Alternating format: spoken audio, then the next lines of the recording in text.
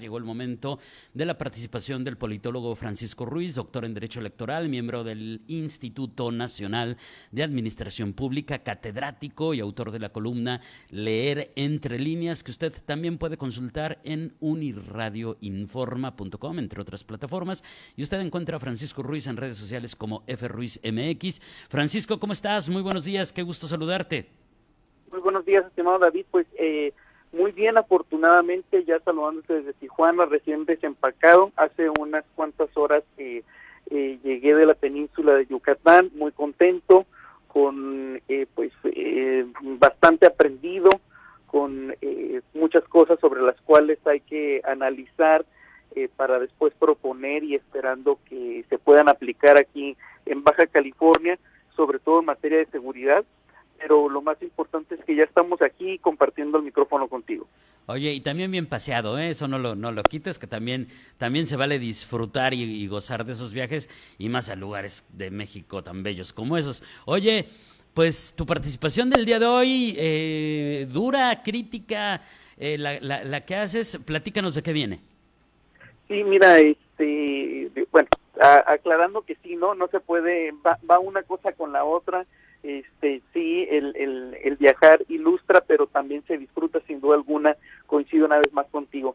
Y sí, bueno, mira, la verdad es que es curioso cómo siempre he recurrido y voy a seguir recurriendo a la frase con la que estoy muy de acuerdo con el presidente López Obrador, donde el presidente dice que la historia siempre se repite, con distintos matices, pero finalmente se repite, ¿no? Esto lo ha dicho desde hace mucho tiempo.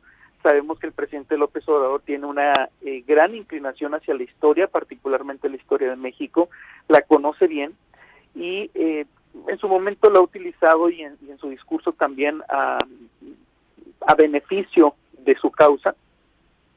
Pero retomando las palabras del presidente, la historia se repite y él nos está dando una lección de que es totalmente cierto. Veíamos como hace unas horas la aspirante presidencial Xochitl Gálvez compartía un extracto de un video donde se ve a un presidente López Obrador, que en aquel entonces era jefe de gobierno, 2005, ante el Pleno de la Cámara de Diputados en el Palacio de San Lázaro, en el juicio de desafuero que le fue promovido precisamente en aquel entonces y que pues lo catapultó sin duda alguna al escenario nacional, y donde pues él va describiendo de acuerdo con su perspectiva cuál debe de ser el rol del presidente de México, que en ese entonces era Vicente Fox, 2000-2006, el presidente que pues derrotaría, o mejor dicho, el candidato que derrotaría al PRI y que por primera vez llevaría a un partido político distinto al PRI a la presidencia de la República, con una administración bastante cuestionable, pero aquí el punto es que finalmente hubo una transición y pues vemos cómo había esta confrontación abierta entre el jefe de gobierno de la Ciudad de México, entonces Distrito Federal, y el presidente de la República. Se dice, por supuesto, o se le atribuye al entonces presidente este juicio de desafuero con el propósito precisamente de descarrilar al entonces aspirante presidencial, que por primera ocasión aspiraba a ser candidato presidencial. Sin embargo, pues le salió, como se dice coloquialmente, el tiro por la culata, porque lo va a posicionar de manera impresionante a Andrés Manuel López Obrador. ¿Por qué hablar de esto? Bueno, porque como mencionaba hace un momento, el presidente López Obrador dice que la historia se repite con distintos matices, con distintos personajes, pero finalmente se repite. Y en este video al que me refería, que comparte Xochitl Gálvez, pues dice él que el presidente de la República debe de ser un hombre de Estado, que no debe de trabajar como jefe de partido o dirigente de partido, ni dirigente de campaña, ni debe de entrometerse dentro del proceso electoral.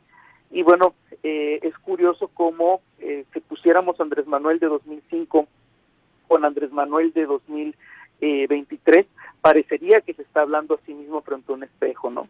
Esas críticas que le hacía a López Obrador, a Vicente Fox, pues ahora resultan bastante aplicables para sí mismo, incluso como en aquel momento le decía o le dirigió el mensaje de ya cállate chachalaca en un discurso durante su campaña, precisamente porque él acusaba a Fox de una intromisión directa, una participación metaconstitucional del presidente dentro del proceso electoral para buscar frenarlo de alguna manera, ¿no?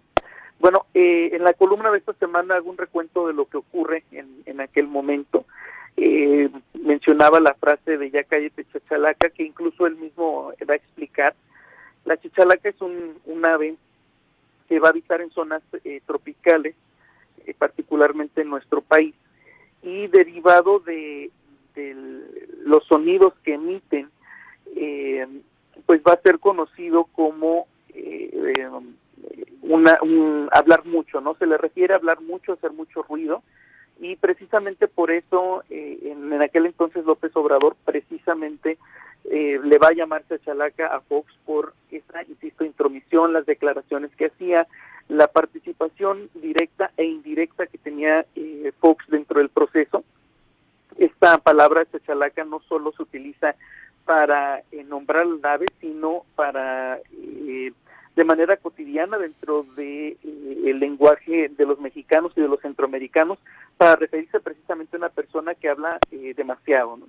Entonces, bueno, pues lo estamos viendo el presidente López Obrador. Es curioso cómo pasó de ya cállate chachalaca a me quieren callar, como mientras en aquel entonces promovía que no se diera una participación por parte del presidente de la República, y hoy que él ostenta este cargo, pues se queja de que están violentando su derecho a la libre expresión.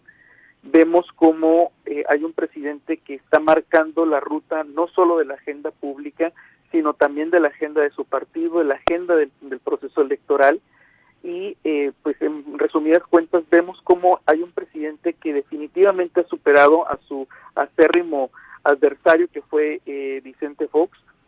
Y bueno, ¿por qué decir que el presidente está ardido? Bueno, sencillamente porque en el caso de Xóchitl Gálvez, la aspirante presidencial de el bloque opositor que nadie esperábamos, ha utilizado sus propias estrategias, las estrategias López Obradoristas, de llamar la atención, de ser polémico, de ser